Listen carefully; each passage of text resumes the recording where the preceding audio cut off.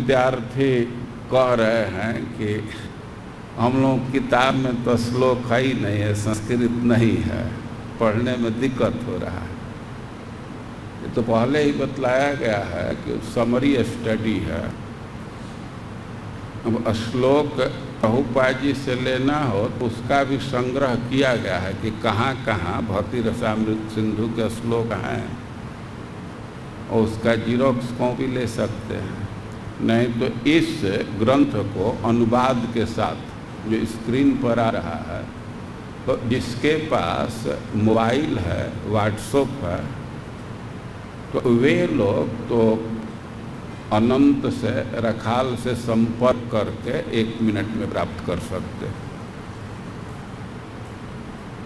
जिनके पास अब मोबाइल की सुविधा नहीं है वैसा, तो वे लोग इसका प्रिंट आउट निकाल सकते हैं। लेकिन अब उसके लिए तो किसी ऑफिस का आश्रय लेना पड़ेगा या बाहर जा कर के करेंगे। समझ रहे हैं? जिसको ग्रंथ में रुचि है उसको मोबाइल में ले सकते हैं आप लोग, उसमें थोड़ी भी देर नहीं लगेगी। आनंद कृष्ण से इनके पास ग्रुप है, ग्रुप बतलाने से वो एक साथ सबके पास हो जाएगा, और उसको डाल देना चाहिए, सुविधा होगी। असल में पहले ही डालना चाहिए था। और कोई नए भक्त हैं, अब उनके पास मोबाइल नहीं है, 1-2 कॉपी तो हम दे सकते, 1-2 व्यक्ति को, सबको नहीं। हम लोग भक्ति के गुण पढ़ रहे हैं, भक्ति की विशेषता, भक्ति के उत्तमा, भक्ति के वैशिष्ट्य, और इसको एक श्लोक में ही लिख कर दिया गया।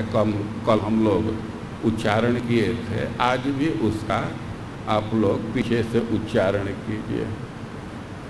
ओम नमो भगवते वासुदेवाय।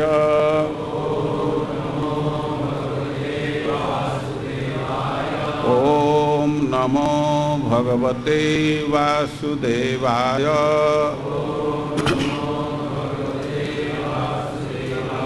ओम नमो भगवते वासुदेवाय।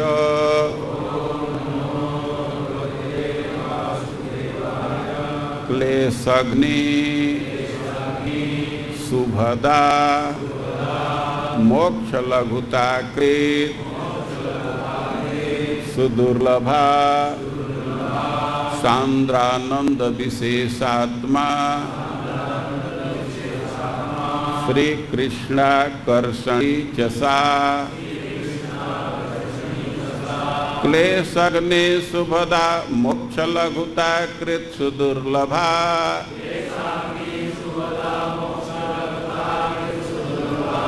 सांद्रानंद विशेषात्मा श्री कृष्णाकर्षणी चसा।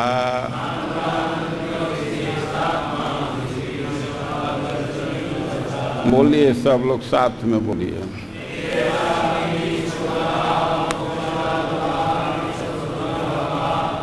सांद्रानंद विशेषात्मा श्री कृष्णाकर्षणी चसा। फिर से एक बार।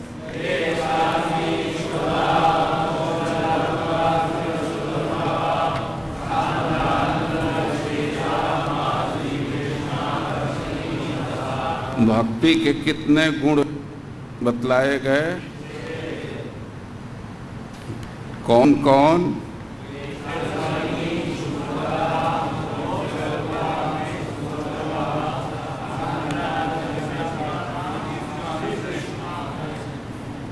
हम लोग किस गुण पर विचार कर रहे थे कल? क्लेशग्नि। क्लेशग्नि का अर्थ है जो क्लेश को समाप्त करने वाली। क्लेश का क्या आशय है? क्लेश किसको कहते हैं? क्लेश कितना है? 3। कौन कौन?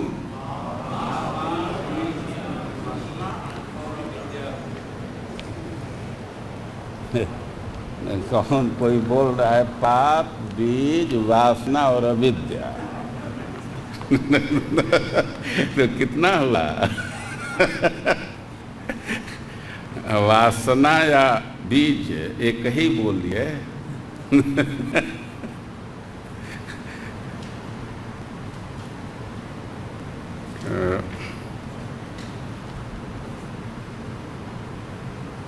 पाप उसका बीज और अविद्या, ये तीन है क्लेश। पाप के भी दो खंड, कौन कौन? अप्रारब्ध और प्रारब्ध। अप्रारब्ध पाप को समझाने के लिए श्रील प्रभुपाद जी एक उदाहरण दिए हैं। कौन बतला सकता? हाथ उठाइए। बस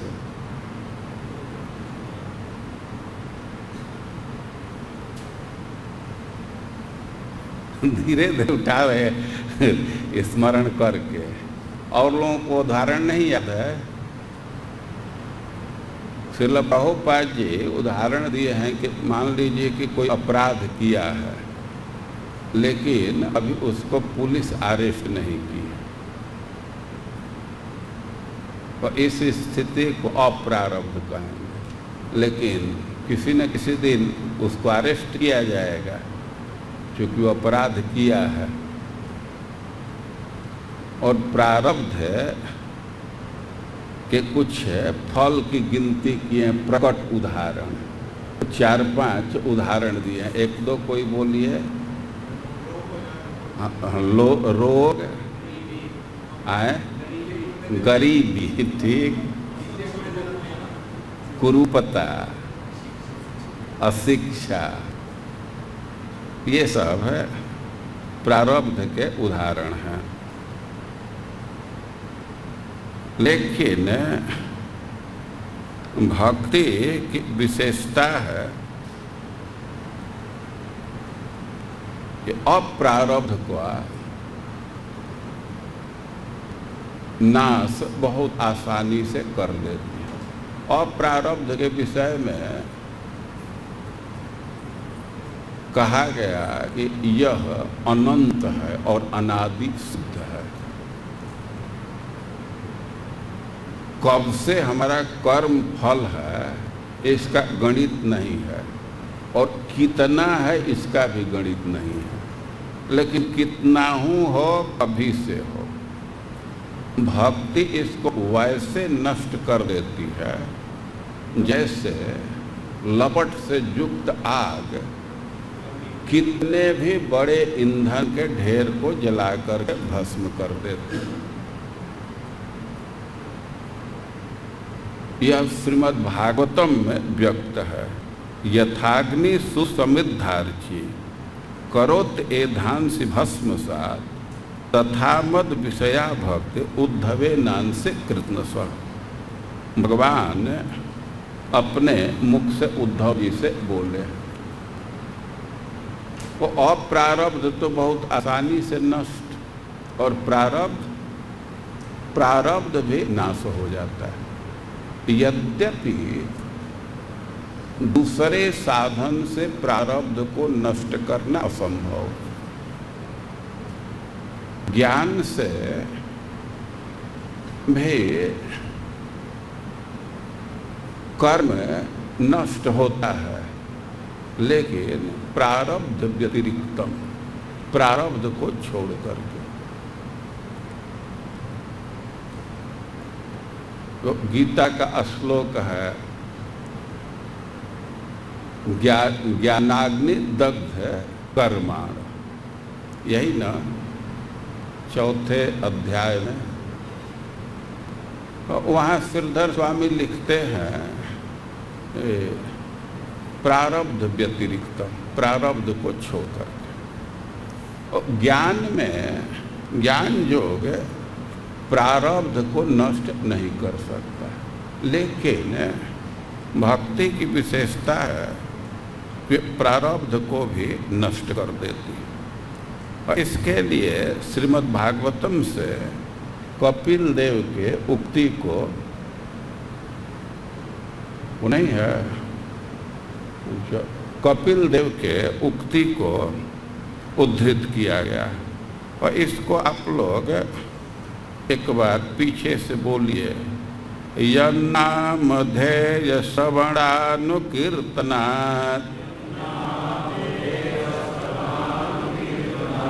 यन्नामधेय श्रवणानुकीर्तनात्,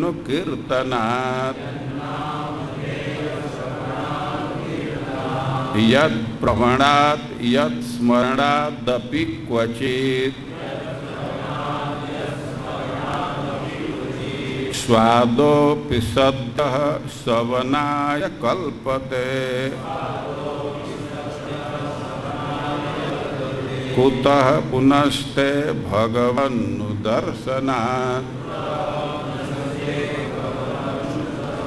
यन्नामधेय श्रवणानुकीर्तनात्,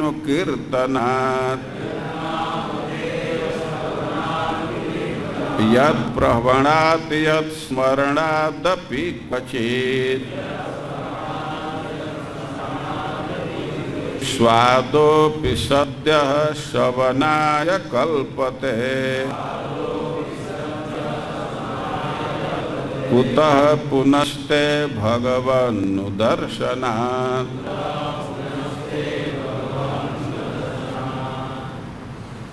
माँ देवहूति कह रही है कि जिसके नाम के उच्चारण से या जिसको प्रणाम करने से या कभी कभी स्मरण कर लेने से स्वादोऽपि सद्यः श्रवणाय कल्पते। स्वाद, स्व मतलब कुत्ता, और अति मतलब खाता है। जो कुत्ते का मांस खाता है उसको कहा जाएगा स्वाद, मतलब चंडाल। अंत्यज, अंत्यज मतलब जो वर्णाश्रम से भी बाहर एक तरह से माने जाते हैं। तो शब्द श्रवणाय कल्पते, ऐसा व्यक्ति भी श्रवण यज्ञ का अधिकारी हो जाता है। यज्ञ कई प्रकार के हैं, उसमें एक श्रवण यज्ञ है जो बहुत पवित्र ब्राह्मण करते हैं। और इसमें कह रहे हैं कि कोई आपका नाम बोल रहा है, प्रणाम कर रहा है, ये कभी कभी स्मरण कर रहा है। श्रील प्रभुपाद के शब्दों में जो नवधा भक्ति में लगा हुआ है, तो भले ही वह चंडाल के वंश में जन्म लिया, लेकिन फिर भी वह श्रवण यज्ञ का अधिकारी हो जाता है। और कपिल देव से उनकी माँ करे, फिर आपका जो दर्शन करे वो पवित्र क्यों नहीं हो जाएगा? तो अब थोड़ा विचारणीय बात है कि जन्म हुआ है चंडाल वंश में, तो यह है प्रारब्ध कर्म का फल। हम लोगों का जो शरीर है यह प्रारब्ध का फल। बुरा कर्म रहा है इसलिए नीच वंश में जन्म हुआ, लेकिन भक्ति के प्रभाव से वह यज्ञ करने का अधिकारी हो जाता है। अभी यज्ञ करने का अधिकारी कैसे हो गया? मतलब उसका प्रारब्ध समाप्त हो गया। जो ब्राह्मण कुल में जन्म लेने का प्रतिबाधक है वो समाप्त हो गया। तो भक्ति के प्रभाव से प्रारब्ध नष्ट हो जाता है। और कह रहे हैं कि सद्य श्रवणाय कल्पते, अति शीघ्र ही श्रवण योग्य का अधिकारी हो जाता है। इस सिद्धांत को समझ रहे हैं कि जन्म में आप पढ़े न प्रभुपाद जी का उदाहरण, निम्न कुल में जन्म लेना प्रारब्ध का फल। वो जो चंडाल वंश में जन्म लिया है वो यज्ञ नहीं कर सकता, लेकिन भक्ति करने से यज्ञ का अधिकारी हो गया। क्या मतलब निकला कि प्रारब्ध उसका समाप्त हो गया। भक्ति प्रारब्ध को भी नष्ट करती, नहीं तो क्लेशग्नि कैसे कहेंगे? क्लेश के अंतर्गत पाप है, और पाप में अप्रारब्ध भी है, प्रारब्ध भी है, और दोनों नष्ट करती है। लेकिन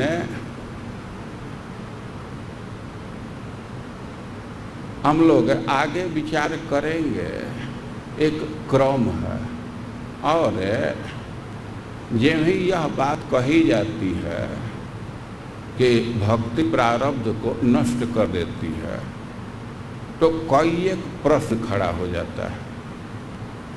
वे पहला प्रश्न है कि हम लोग पहले स्वीकार किए कि जो शरीर है प्रारब्ध का फल है, तो जब प्रारब्ध ही नष्ट हो गया तो शरीर कैसे चल रहा है? शरीर खत्म हो जाना चाहिए। लेकिन ध्यान देना चाहिए कि भक्ति प्रारब्ध को नष्ट करती है, लेकिन जो भगवान के भक्ति के उपयोगी है उस प्रारब्ध का नाश नहीं करती। तो शरीर रहेगा तभी भक्ति करेंगे ना। मतलब भक्ति प्रारब्ध को नष्ट करती है, लेकिन जो भक्ति के लिए आवश्यक है उस अंश का नाश नहीं करती।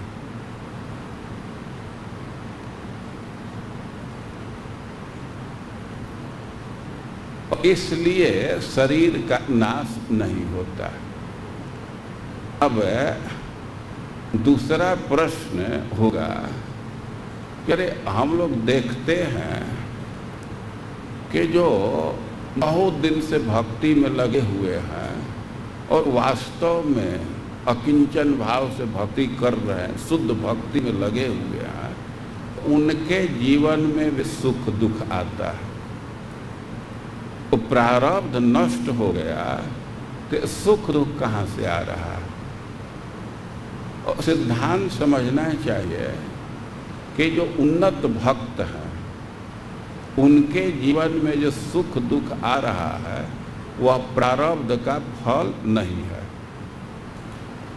अरे प्रारब्ध का फल नहीं है तो सुख दुख आ क्यों रहा है? तो भक्तों के जीवन में जो सुख की प्राप्ति है वो भक्ति का फल है। हम लोग अभी पढ़ेंगे कि भक्ति शुभदा है, सुख प्रदान करने वाली।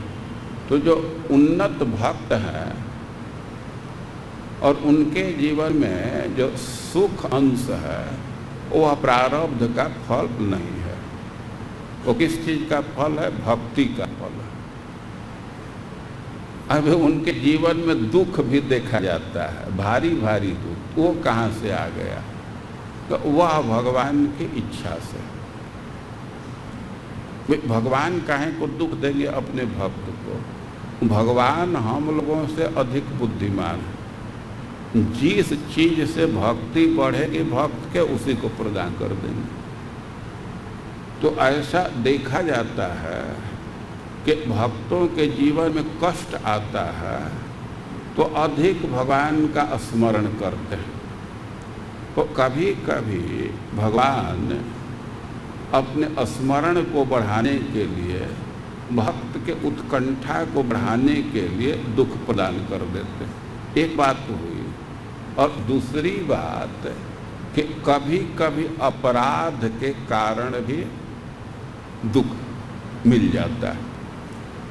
किसी वैष्णव का अपराध किए तो उसके चलते बहुत भारी संकट में पड़ जाते हैं, दुख में पड़ जाते हैं। तो सिद्धांत समझ रहे हैं ना, भक्ति प्रारब्ध को नष्ट कर देती, लेकिन फिर भी सुख दुख है तो उसकी व्याख्या है कि जो सुख अंश है वो भक्ति के प्रभाव से है, दुख अंश है वो भगवान की इच्छा से। भक्ति प्रारब्ध को नष्ट करती है, लेकिन भक्त लोग अपने प्रारब्ध का नाश नहीं चाहते। वे अपने प्रारब्ध को भोगना ही चाहते हैं। अरे वे प्रारब्ध भोगने में कष्ट सहना पड़ेगा, वे क्यों चाहते हैं? ये प्रारब्ध का भोग करना भगवान के कृपा का हेतु है। जो व्यक्ति अपना कर्म फल स्थिरता से भोगता है तो उसको भगवान का धाम मिल जाता है। तो भगवान के निकट जाने के लिए, भगवान का धाम प्राप्त करने के लिए, भगवान के प्रसन्नता के लिए भक्त लोग अपने कष्ट को भोगना ही चाहते हैं।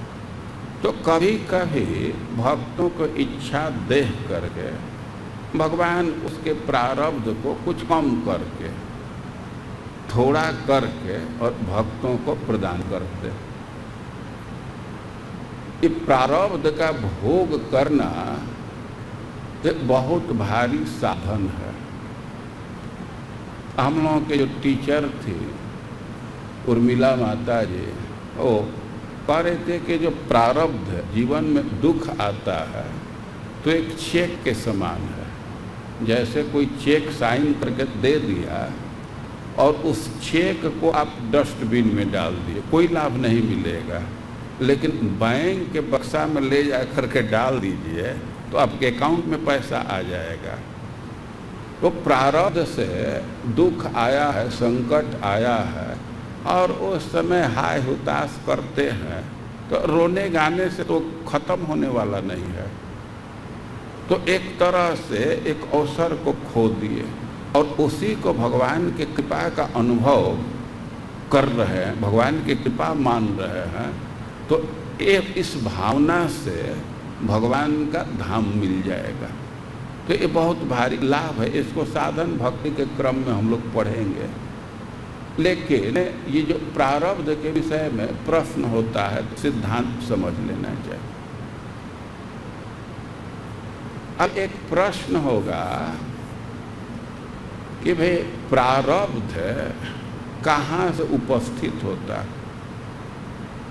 और देखिए, प्रारब्ध हम पिछले जन्म में जो कर्म किए हैं उसका फल हो सकता है, वर्तमान जीवन में जो कर्म किए हैं उसका भी फल हो सकता है।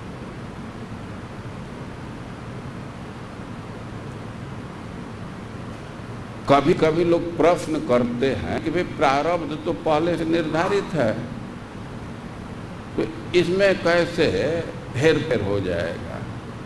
पहले से निर्धारित जरूर है, लेकिन कोई कंट्रोलर है ना, कर्म का कंट्रोलर भगवान है, उनके हाथ में, उनकी व्यवस्था से चल रही है। और कभी कभी विशेष परिस्थिति में उसमें परिवर्तन कर दिया जाता है। आप लोग रेलवे में यात्रा करते हैं, आरक्षण करा लेते हैं, सीट एकदम फिक्स है, वो फिक्स है ना। लेकिन ऐसा नहीं कि एक बार फिक्स हो गया तो उसको परिवर्तन किया ही नहीं जा सकता। कभी कभी देखते हैं स्लीपर क्लास का आरक्षण कराए हैं और तब तक उधर गए तो एसी में आपको शिफ्ट कर दिया जाता है।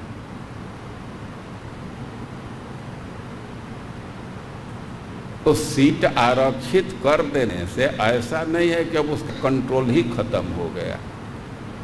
तो प्रारब्ध कौन कर्म बनेगा इसका कोई निश्चय नहीं है। पीछे के हमारे अनंत कर्म हैं, उससे कोई भी कर्म प्रारब्ध के रूप में आ सकता है। और केवल पीछे का ही नहीं, इस जन्म का कर्म भी प्रारब्ध बन सकता है। और जो प्रारब्ध बना है वो प्रारब्ध हट भी सकता है। एक दो उदाहरण से हम लोग विचार करेंगे। खास करके ये मृत्यु है, बहुत भारी संकट है, तो ये तो प्रारब्ध का परिणाम है।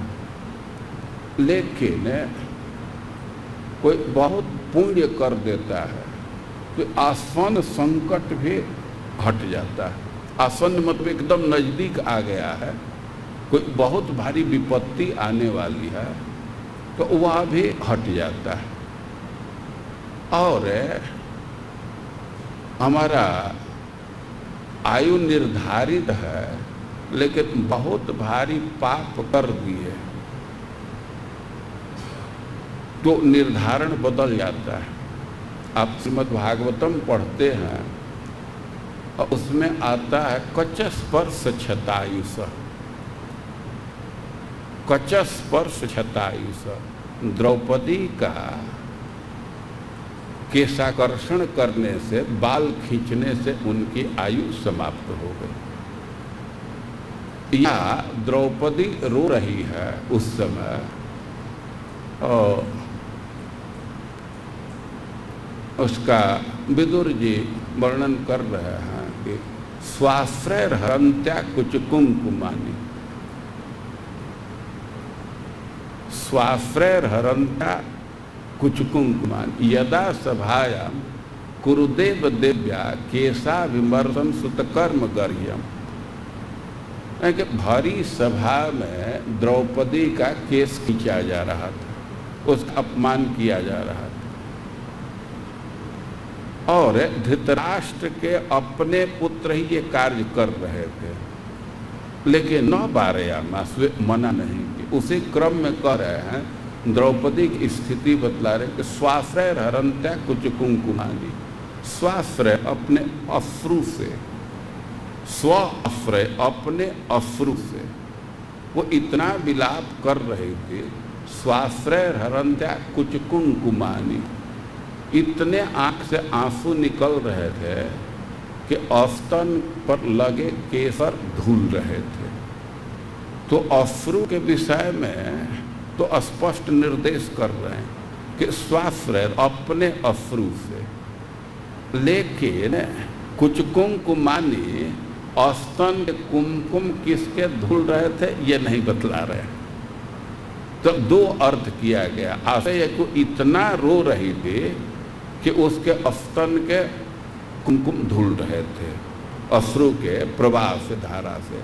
यह श्रीपाद विश्वनाथ चक्रवर्ती जी लिखते हैं कि अश्रु तो गिर रहे थे द्रौपदी के, लेकिन औस्तन के कुमकुम किसके धुल रहे थे? केस खींचने वाले का, अपमान करने वाले के पत्नियों का। इतना भारी ये दुष्कर्म है, बुरा कर्म है, पाप है कि इससे निश्चित हो गया कि शत्रु पक्ष के स्त्रियों को विधवा होना। दोनों में मेल है।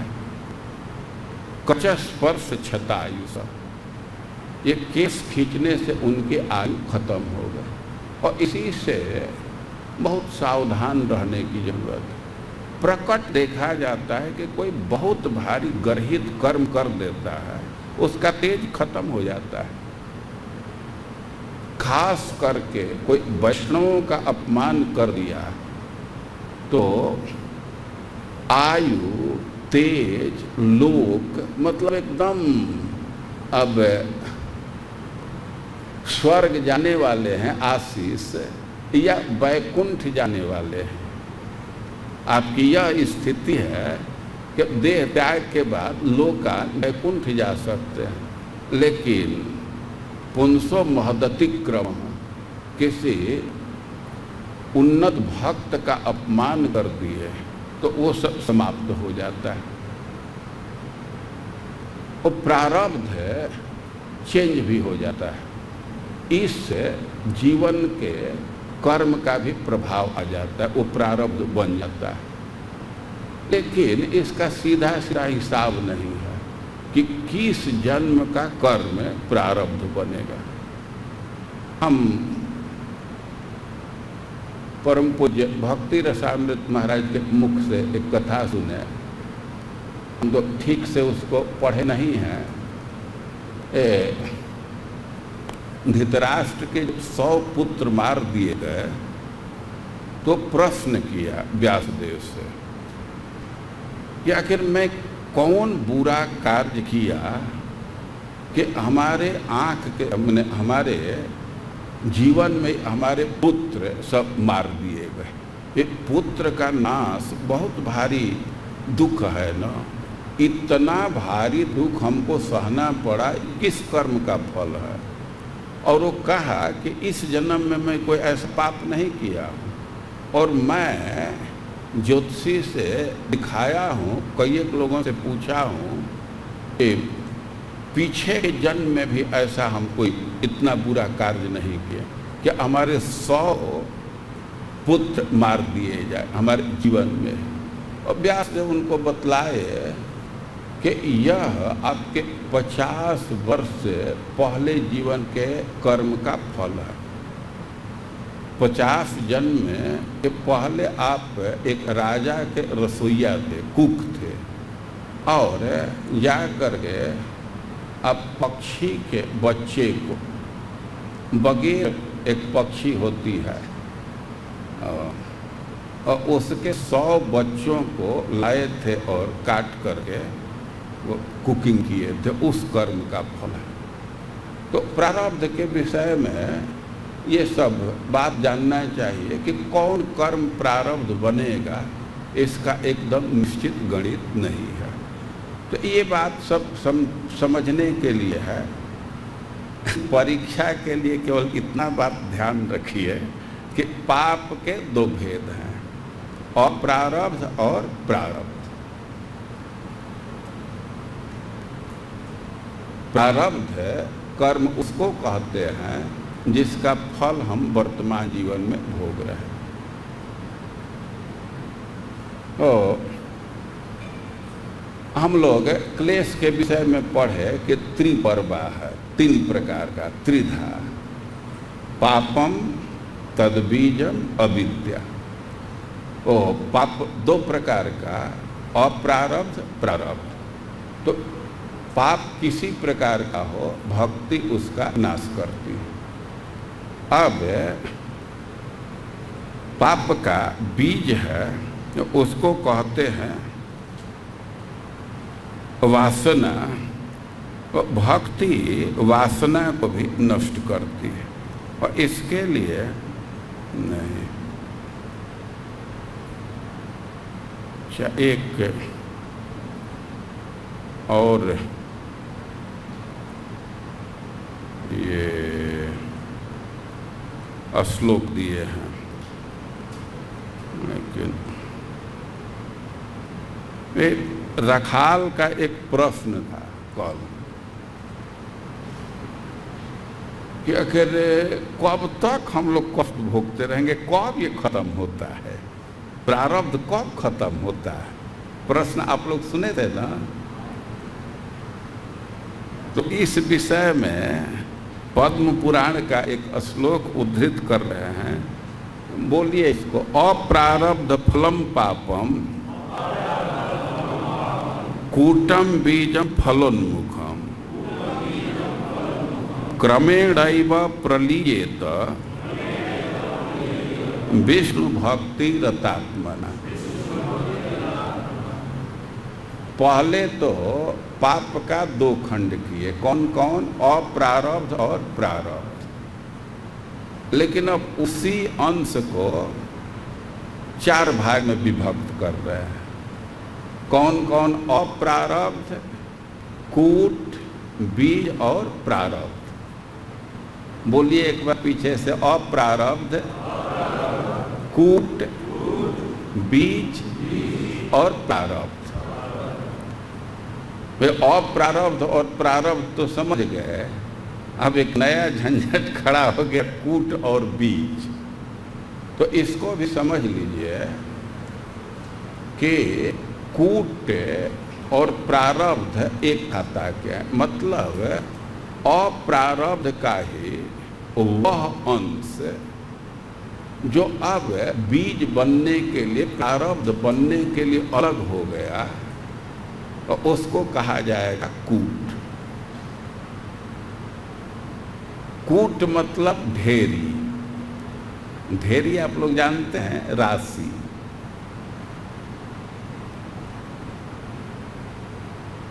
ढेरी नहीं आप लोग समझ रहे हैं, धूल का ढेर है। ढेर समझ रहे हैं, जिसको इकट्ठा कर देते हैं उसको ढेर कहते हैं। हम लोग के यहाँ बिहार में वो धान गेहूँ का ढेरी चलता है, दौरी के बाद ढेरी करते हैं। तो अप्रारब्ध तो अनंत है, उसी का जो हिस्सा अप्रारब्ध बनने के लिए अलग कर दिए तो उसको कहते हैं कूट। मतलब कूट और प्रारब्ध एक नेचर का है। और अब वही कूट जब बीज बन गया, वासना का रूप धारण कर रहा है, तो उसको बीज कहेंगे। अब बीज हृदय में पड़ गया तो वह कर्म के रूप में आएगा या कर्म फल के रूप में आएगा, तो उसको कहेंगे प्रारब्ध। तो बीज प्रारब्ध का हेतु है, नहीं पाप का हेतु है। और कूट अप्रारब्ध का एक हिस्सा है। इसको बाद में और स्पष्ट करेंगे, लेकिन पद्म पुराण का उद्धरण दे रहे हैं कि अप्रारब्ध फलम पापम कूटम बीजम फलोन्मुखम क्रमेण प्रविलीयेत विष्णु भक्ति रतात्मा। कह रहे हैं कि अप्रारब्ध, कूट, बीज और प्रारब्ध क्रम से नष्ट होता है।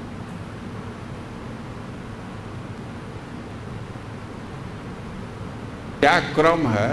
अप्रारब्ध, कूट, बीज और प्रारब्ध। तब रखाल राजा जब वासना खत्म हो जाए तब प्रारब्ध खत्म करने की आशा रखनी चाहिए ना।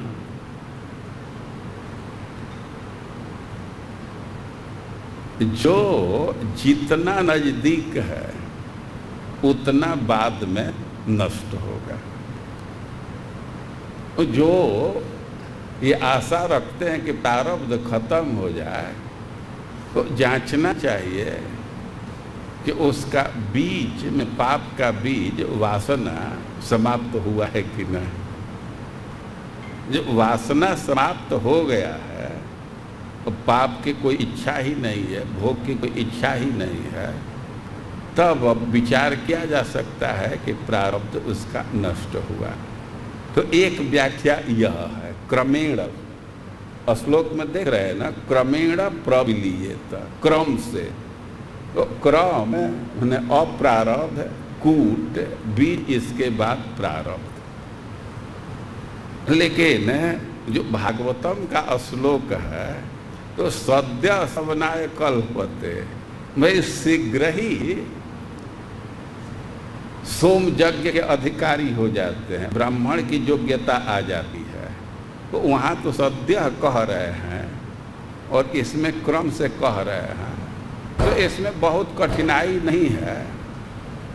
कल मैं उदाहरण दिया था कि 100 कमल का पंखुड़ी है और उसको सुई से छेद करना है, तो क्रम तो जरूर रहेगा ना। सबसे पहले किस पंखुड़ी में छेद होगी? जो सबसे ऊपर है। और सबसे लास्ट में किस पंखुड़ी में छेद होगी? जो सबसे नीचे है। लेकिन 100 पंखुड़ी में छेद करना हो तो कितना समय लगेगा? बोलिए। तो 1 सेकंड में भी लगता है कि हो जाएगा। तो भक्ति के प्रभाव से ये सब शीघ्र ही नष्ट हो जाता है। लेकिन क्रम यही है। लेकिन एक आचार्य हैं मुकुंद दत्त, तो कह रहे हैं कि ना, श्लोक का क्रम नहीं है। क्रमेण मतलब पहले फल नष्ट होता है, इसके बाद उसका बीज नष्ट होता है। मतलब प्रारब्ध नष्ट होगा, उसके बाद वासना नष्ट होगा। तो जो हो श्रील जीव गोस्वामी पाद और श्रील विश्वनाथ चक्रवर्ती पाद क्रमेण, तो अर्थ यही क्रम से पहले अप्रारब्ध, फिर कूट, फिर बीज और इसके बाद प्रारब्ध आए।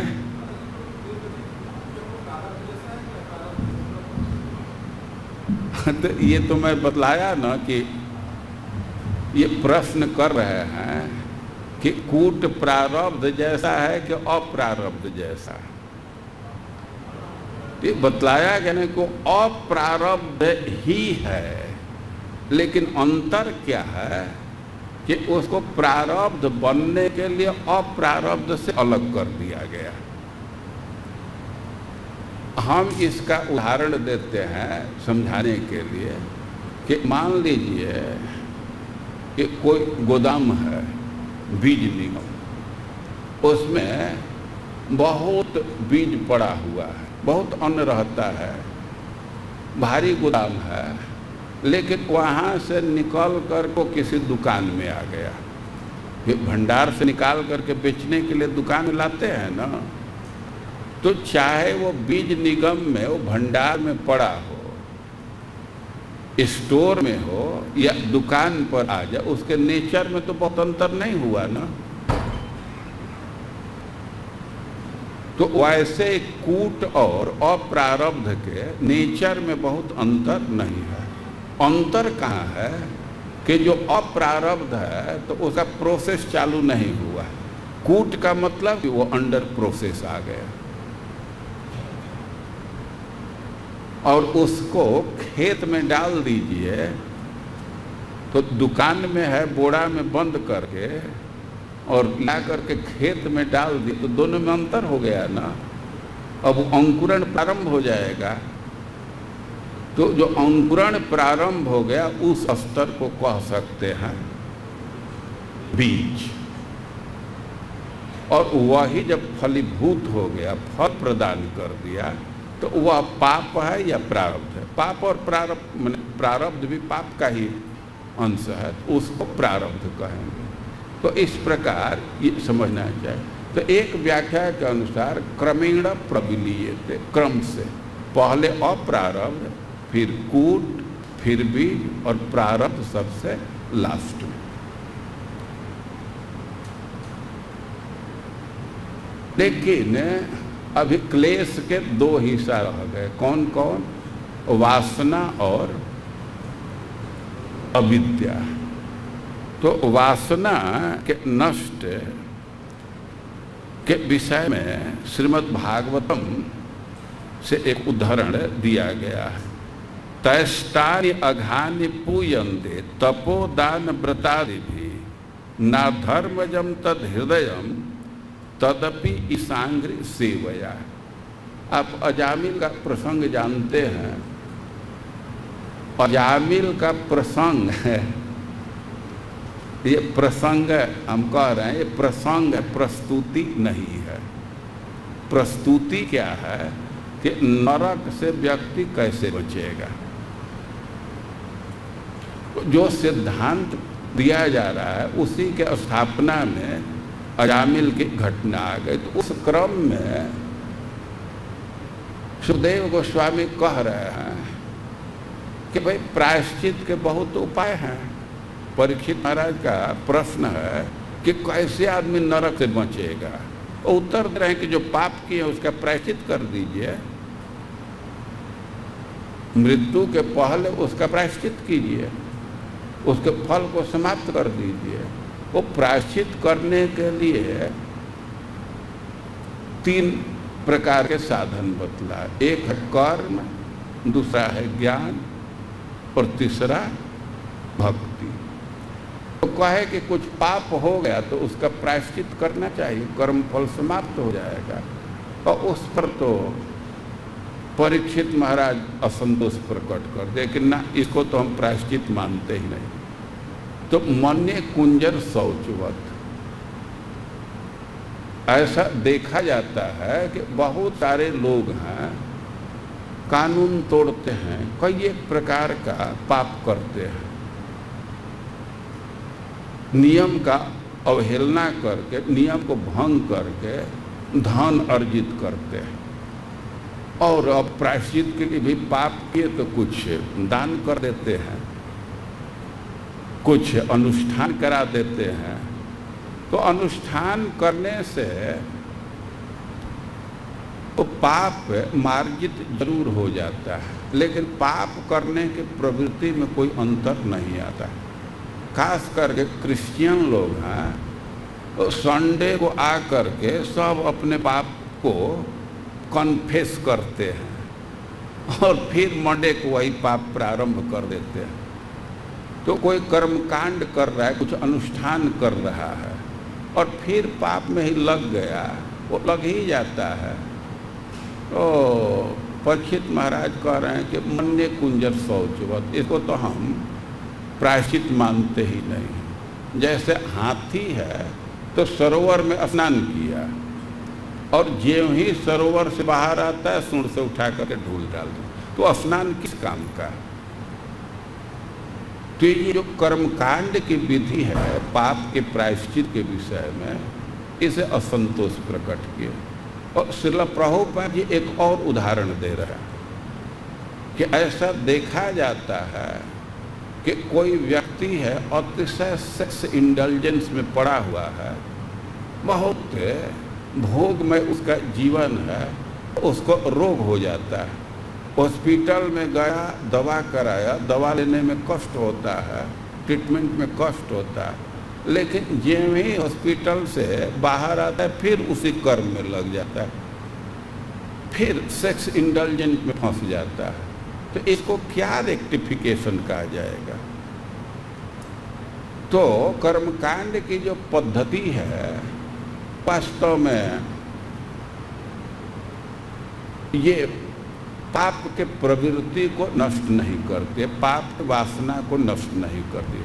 पाप के फल को नष्ट कर सकता है कर्मकांड, लेकिन पाप की प्रवृत्ति, पाप की वासना नष्ट नहीं। तो भाई दूसरा विधि दी है कि प्रायश्चित विमर्शन, भाई ज्ञान प्रायश्चित है, कुछ नियम रखते हैं, तपस्या करते हैं, तो उससे प्रायश्चित हो जाता है, व्यक्ति पाप से बच जाता है। लेकिन उदाहरण दिए वेणु गुल्म इवानल, ज्ञान से व्यक्ति वैसे पाप को खत्म कर देता है जैसे कोई बांस का झुरमुट है। बांस का झुरमुट समझ रहे हैं?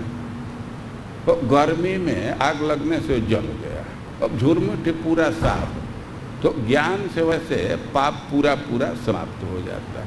लेकिन जो उदाहरण दिए तो पाप तो समाप्त होगा, लेकिन फिर बरसात होने पर फिर उससे तो अंकुर निकल आता है ना। तो ज्ञान से भी पाप की प्रवृत्ति भी समाप्त होती है, लेकिन वासना का अंत नहीं होता।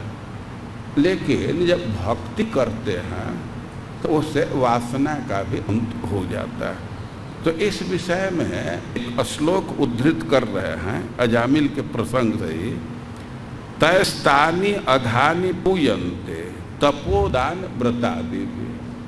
जो पापी लोग हैं वे लोग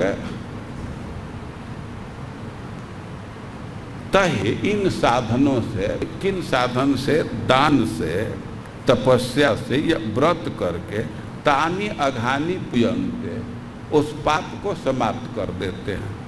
लेकिन ना धर्मजम तद हृदयम तदपि ईशांग्री सेवया, लेकिन दान करने से, व्रत करने से, ये तपस्या करने से जो हृदय की वासना है, पाप का संस्कार है, वह समाप्त नहीं होता है। न अधर्मजम तद हृदयम, इस शब्द को समझिए, न अधर्मजम तद हृदयम। अधर्म व्यक्ति करता है तो उसका संस्कार हृदय पर पड़ता है। तो दान करने से, तपस्या करने से, व्रत करने से वो संस्कार नहीं खत्म होता, हृदय की वासना का नाश नहीं होता। तो भाई वो कैसे नाश होगा? तो तद अपि ईशांग्री सेवया, हम भगवान के चरणों की सेवा करेंगे तो वह भी समाप्त हो जाता है। तो पाप का जो बीज वासना है उसको कर्मकांड नहीं नाश कर सकता, ज्ञान नहीं नाश कर सकता, लेकिन भगवान की सेवा से वो नष्ट हो जाता है। और श्रील प्रभुपाद जी लिखते हैं कि भाई पाप के विषय में और सीधा सा सिद्धांत समझिए ये जो कृष्ण भावना है, भगवान की भक्ति है, तो वैक्सीन के समान है, टीका के समान। भक्त हो गए, भक्ति में संलग्न है, तो पाप का पूरा पूरा नाश हो जाता है हर असर से। तो भक्ति में शक्ति है पाप नाश करने की। तो ये भक्ति में, भक्ति से पाप नष्ट ही हो जाता है, तब वो भक्त को क्या करना चाहिए? अब तो कोई पाप से भय नहीं है ना, नाश हो जाएगा, पाप से क्या डरना है। लेकिन भक्तों की यह चेतना नहीं होती, वे पाप से और बचना चाहते हैं। भक्तों के स्वभाव में है कि वे पाप से दूर रहना चाहते। ऐसा नहीं कि भक्ति से पाप नष्ट हो जाता है तो और वे पाप करने की प्रवृत्ति को बढ़ाते हैं। वे सदैव सावधान रहते हैं कि छोटा भी हमसे पाप न बने। तो यह बीज हरत्व के विषय में, वासना के नाश के विषय में श्रीमद् भागवतम का श्लोक है। और श्रील प्रभुपाद जी उदाहरण को भी प्रस्तुत किए हैं। हाथी के उदाहरण को ये श्रीमद् भागवतम से है, और एक अपने तरफ से उदाहरण दिए हैं जौन रोगी का। लेकिन वासना का भी सूक्ष्म रूप या उसका कारण है अविद्या। तो जब तक अविद्या का नाश नहीं होगा तब तक तो क्लेश का नाश हुआ नहीं। तो भक्ति में अविद्या को भी नाश करने की शक्ति है। अविद्या का नाश ज्ञान से नहीं हो पाता, लेकिन भक्ति से नष्ट हो जाता है। तो इसके लिए श्रीमद् भागवतम का ही श्लोक उद्धृत कर रहे हैं, चौथे स्कंध के 22वें अध्याय का 39 नंबर का श्लोक। यत्पाद पंकज पलाश विलास भक्त्या कर्माशयम ग्रथित ग्रथयन्ति सन्तः तदवन रिक्त मतयो यतयो विरुद्ध स्रोतो गणास्तमरणम भज वासुदेवम। इसमें कह रहे हैं कि भगवान के चरण कमल के अंगुली के भक्ति से व्यक्ति कर्माशयम। देखिए शास्त्र में कर्म वासना और अविद्या तो एक माना गया। कहीं कहीं अविद्या के लिए कर्म वासना शब्द है। तो कर्माशयम ग्रथित मुद ग्रथयन्ति, ये कर्म वासना है, अविद्या है, तो बहुत उलझा हुआ, बहुत जटिल है। लेकिन भगवान के चरणों के भक्ति से भक्त लोग बहुत आसानी से इससे कर्म वासना को नष्ट कर देते हैं। तदवन रिक्त मतयो यतयो विरुद्ध। लेकिन जो बड़े बड़े योगी हैं, सन्यासी हैं, वो अपने इंद्रियों को पूरा पूरा विषय से रोक लेते हैं, लेकिन वे भी अपने अविद्या का नाश नहीं कर पाते। इंद्रियों को विषय से रोक लेते हैं।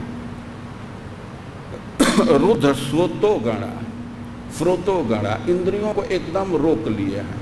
लेकिन जैसे भक्त लोग अविद्या का नाश करते हैं, वैसे अपने इंद्रियों को रोक करके सन्यासी भी नाश नहीं कर पाते। तो तमरण भज वासुदेवम उपदेश दे रहे हैं कि वास्तव में भगवान ही शरण है, वही आश्रय, उन्हीं का भजन करना चाहिए। तो जो उदाहरण दे रहे हैं रुद्ध स्रोतो गणा, अपने इंद्रियों को रोक लेते हैं, विषय के तरफ नहीं जाने देते। स्रोत नदी को भी कहते हैं। वे नदी को बांध बना करके रोक देते हैं, लेकिन वो पूरा नदी को बांध दीजिए, कितना दिन रोक पाएंगे? पूरा पूरा नहीं रोक पाएंगे ना, कुछ दिन रोकेंगे। लेकिन अब पानी का प्रेशर बढ़ेगा तो बांध तो टूट जाएगा ना। तो उसी प्रकार देखा जाता है कि बहुत सारे सन्यासी हैं, एकदम संसार से अलग रहते हैं, हिमालय में रहते हैं, इंद्रियों को भोग से एकदम दूर रखे हैं, लेकिन बहुत दिन नहीं रह पाते। अब बाद में आकर के हॉस्पिटल खोलने लगते हैं, अन्य क्षेत्र चलाने लगते हैं, क्योंकि अब इंद्रियों को निर्विषय करके रोकना बहुत कठिन काम है, उनको बहुत कष्ट सहना पड़ता है और सफलता भी नहीं मिलती। लेकिन जो अपने इंद्रियों को भगवान की सेवा में लगा दिया तो बहुत आसानी से अविद्या नष्ट कर देता, उसको कोई कष्ट भी नहीं होता। वो आनंद से गाता है, नाचता है, प्रसाद खाता है और अविद्या भस्म। तो भक्ति से अविद्या का नाश होता है। और इस प्रकार भक्ति पाप के हर स्तर को, हर विधा को समाप्त करती। इस विषय में एक उदाहरण और दिया गया है अविद्या के नाश के विषय में, कि जैसे जंगल में आग लगे, जंगल में आग लगे तो सांप जल करके भस्म हो जाते हैं। अब आग में पड़ गए तो सांप वहीं भस्म हो जाते हैं। तो उसी प्रकार कह रहे हैं कि कृतानुयात्रा विद्या भी हरिभक्ति रनुत्तमा अविद्या निर्दहत्यासु दाव ज्वालेव पन्नगी। कृतानुयात्रा विद्या भी हरिभक्ति अनुत्तमा, हरिभक्ति के विषय में कह रहे हैं कि कृतानुयात्रा विद्या, भक्ति कर रहे हैं तो ज्ञान पीछे से आ ही जाता है। भक्ति की यात्रा के पीछे पीछे ज्ञान लगा हुआ है। श्रीमद् भागवतम का प्रसिद्ध श्लोक है, जनयत यासु वैराग्यम ज्ञानम च यद हैदुकम्। भक्ति मतलब जितना आवश्यक है उतना ज्ञान उत्पन्न कर लेगी। तो कृतानुयात्रा विद्या भी, भक्ति के पीछे विद्या की यात्रा है। और अविद्या निर्दहत्यासु, और अविद्या का नाश बहुत जल्दी कर देती है। जैसे दाव ज्वालेव पन्नगी, जैसे जंगल में आग लगे तो सर्प या पन्नगी, सर्पिणी जल करके नष्ट हो जाती है।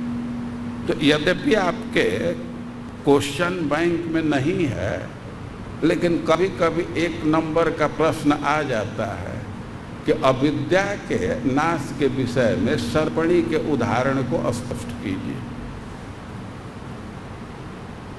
तो कैसे इसको समझाएंगे? जैसे जंगल में आग लगने से सर्पिणी जल करके नष्ट हो जाती, तो उसी तरह भक्ति करने से पीछे पीछे विद्या चलती है और अविद्या बहुत जल्दी ही नष्ट हो जाता है।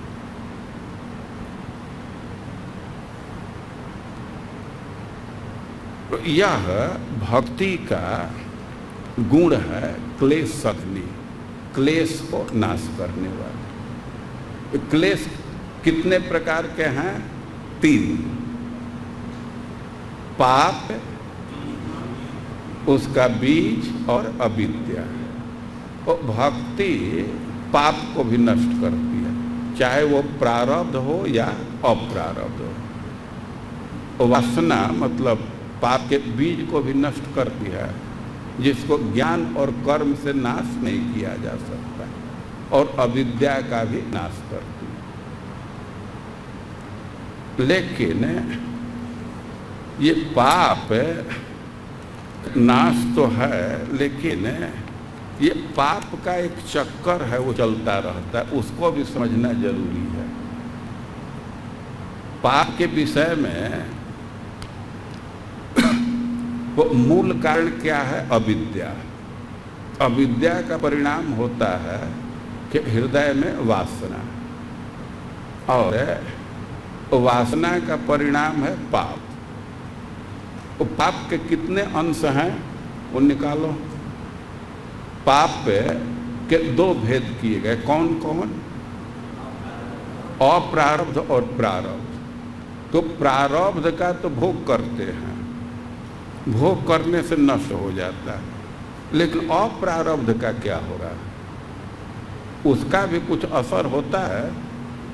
उसका कुछ असर न रहे तो कोई समस्या ही नहीं माना जाएगा, लेकिन उसका भी असर होता है। जिस पाप का, जिस कर्म का भोग नहीं किए तो वह कर्म भोग के प्रवृत्ति में सहायक बन जाता है, हमारे भोग के प्रवृत्ति को बढ़ाता है। तो आप देख रहे हैं ना, मूल कारण क्या है? अविद्या। अविद्या के चलते, अपने स्वरूप के अज्ञान के चलते भोग की वासना आती है। अब भोग की वासना आए तो पाप करते हैं। वे पाप किए और अपने कर्म का भोग कर लिए, तब तो कर्म समाप्त हो गया। और यदि भोग नहीं किए, वो बच गया, तो वह फिर कूट बनेगा, और कूट बन करके फिर बीज बनेगा, मतलब पाप करने की प्रवृत्ति को और बढ़ाएगा। और इसको कहते हैं पाप का चक्र। तो आपके परीक्षा में ये भी प्रश्न बन सकता है कि पाप के चक्र को स्पष्ट कीजिए। कि पाप का चक्र समझ में आ रहा है?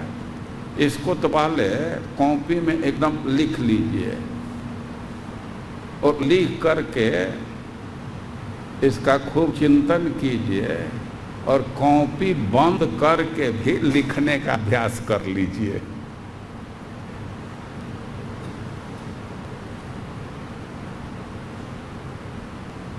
तो पाप के दो अंश दिख रहे हैं ना, अप्रारब्ध और प्रारब्ध।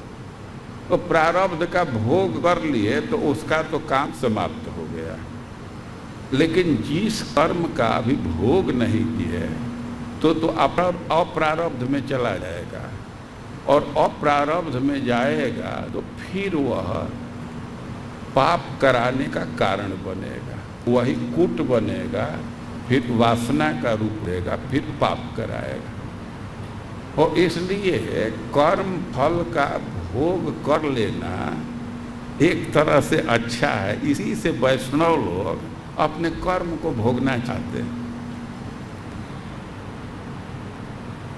कर्म का भोग कर लिए तो उसका प्रभाव खत्म हो जाता है, और कर्म का भोग नहीं किए तो फिर वो पाप कराएगा, कर्म कराएगा। कुछ पूछ रहे हैं?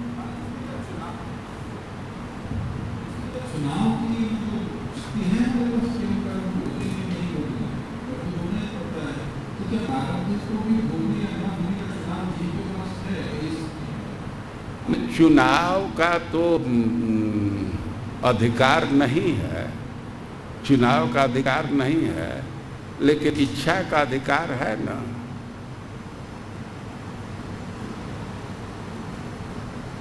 हम लोग अपने कर्म को भोगने से कतराते हैं ना, तो यह ठीक चेतना नहीं है। मान लीजिए कि भोग अभोग में तो आपका अधिकार नहीं है, लेकिन चेतना निर्माण में तो अधिकार है ना। तो वैष्णवों के शुद्ध चेतना होती है, वे अपने कर्म फल को भोगना चाहते हैं। उस संसारी लोग उससे बचना चाहते हैं। तो दोनों में, दोनों के परिणाम में बहुत भारी अंतर हो जाता है। जो अपने कर्म को भोगना चाहता है तो भगवान उससे प्रसन्न हो जाते हैं, और भगवान प्रसन्न हो गए तो सब कर्म फल खत्म हो जाएगा। लेकिन जो हो वो आगे की बात है। पहले इतना समझिए कि एक चक्र घूमता रहता है, पाप का एक चक्र है। पाप का जो हिस्सा अप्रारब्ध बनता है, वही कूट बन करके फिर पाप का बीज बन जाता है। इस चक्र को लिख लिए ना। परीक्षा में प्रायः यह पूछा जाता है, यह वो क्लेशघ्नि, भक्ति क्लेश को नष्ट करती, एक गुण हुआ। अब दूसरा गुण क्या है? शुभदा, शुभदा, शुभ प्रदान करने वाली। भाई क्लेश का तो नाश करती है, लेकिन शुभ प्रदान करती। तो जैसे क्लेश को आप परिभाषित किए, तो वैसे शुभ को अपने मन से मत कीजिए। शुभ की भी परिभाषा यहाँ दी गई है। तो क्लेश कितने प्रकार का है? 3। और शुभ कितने प्रकार का? 4। वो होगा, निकालो उसको। ये तो सब रंग में भर दियो। चलो ठीक है, ये आप पढ़ पा रहे हैं, सबको दिखाई दे रहा है। इसको भी लिखिए।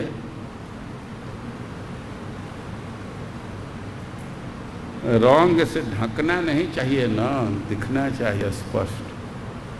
अब हम लोग भक्ति के दूसरे गुण शुभदा पर विचार करेंगे। तो शुभ 4 प्रकार के माने गए। तो कौन कौन है? सभी प्राणियों की प्रसन्नता और सारे जगत की अनुरक्ति। और तीसरा है सद्गुण। और चौथा है सुख।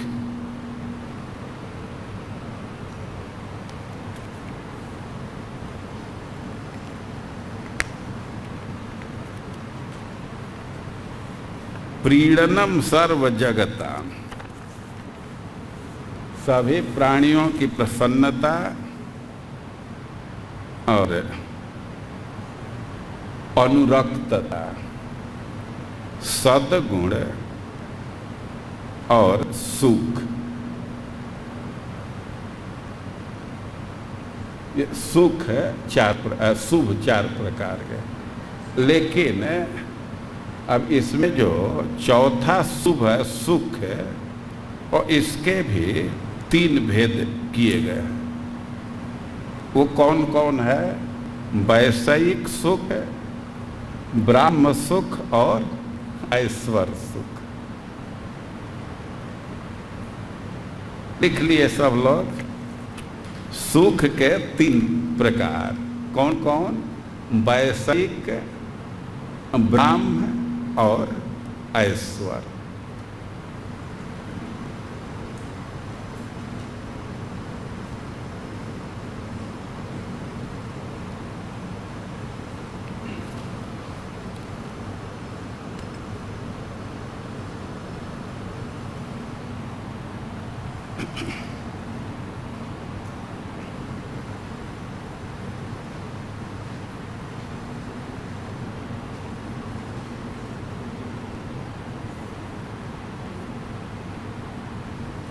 श्लोक बोलिए पीछे से।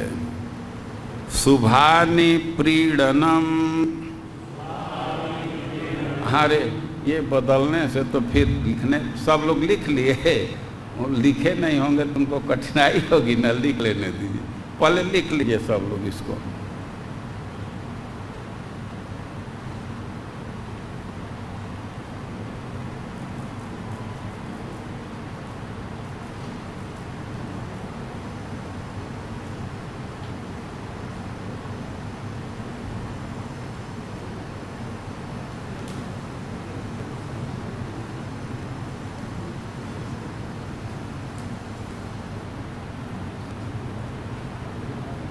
अधिकांश प्रश्न इसी सेक्शन से रहता है। भक्ति के जो 6 गुण हैं, तो इससे बहुत प्रश्न रहता है। कुछ 95 नंबर में परिभाषा और लक्षण लेकर के कुछ 30-35 नंबर का तो प्रश्न हो सकता है, 25-30। अब सब लोग लिख लिए। अब इसको तो ये चार्ट बना दिया गया। मूल श्लोक से एक बार विचार कीजिए, पीछे से बोलिए। शुभानि प्रीणनम सर्व जगताम अनुरक्तता।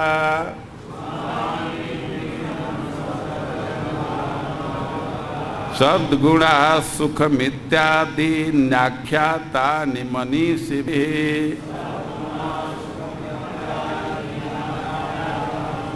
शुभानि प्रीणनं सर्वजगतामनुरक्तता सद्गुणा सुखमित्यादि न्याख्यातानि मनीषिभिः।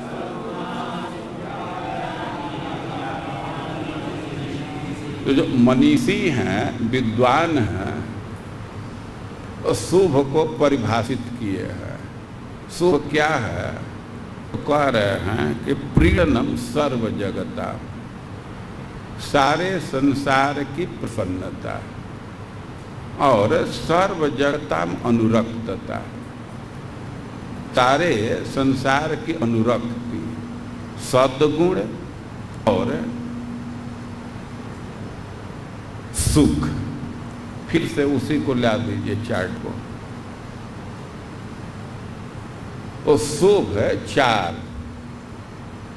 अब शब्द संस्कृत का है, आप इसको अपने शब्द में भी लिख सकते हैं, इसको समझ लेना चाहिए। शुभ का मतलब है कि सब लोग प्रसन्न होते हैं और सब लोग प्रेम करते हैं और सब सद्गुण आ जाता है और सब सुख की प्राप्ति हो जाती है। उत्तमा भक्ति करेंगे तो ये अपने से आ जाएगा। अच्छा 3 बज गया तो टाइम समाप्त हो गया। हम लोग इसको कल करेंगे,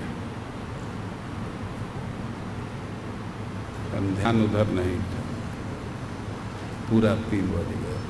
कल हम लोग करेंगे इसको, लेकिन आप लोग प्रश्न लिखना प्रारंभ कर दीजिए। 30 तारीख के पहले जमा कीजिए। छुट्टी के विषय में बहुत संभावना है कि अगस्त में बहुत छुट्टी रहेगा। बलराम जयंती है, जन्माष्टमी है, प्रभुपाद जी का आविर्भाव तिथि है, परम पूज्य गोपाल कृष्ण महाराज का आविर्भाव तिथि है। तो छुट्टी के विषय में रखाल राजा जैसे निर्धारित करें, अभी ये बतलाए हैं कि एकादशी के दिन छुट्टी होगी, उसके पहले कोई छुट्टी जुलाई में नहीं है।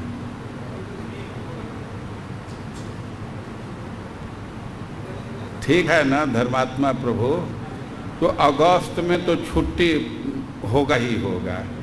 उसमें एक और कारण है, क्यों जन्माष्टमी के और बलराम जयंती के बीच में हम लोगों को भी कई एक क्लास देना पड़ेगा जूम पर, क्योंकि कई एक प्रेसिडेंट डिमांड कर रहे हैं। तो कुछ लोगों को तो मना कर दिया, लेकिन सबको मना नहीं कर सकता, तो इसलिए भी वो छुट्टी का कुछ सीजन रहेगा। तो जुलाई में अब एकादशी 31 को है ना, तो 30 को है। अच्छा 30 को ही है। कम से कम 30 के पहले कोई छुट्टी नहीं है। वो संडे सैटरडे सब भूल जाइए, अब एकादशी के दिन छुट्टी रखा जाएगा। या फिर ठीक है, कल हम लोग मिलते हैं। हरे कृष्ण।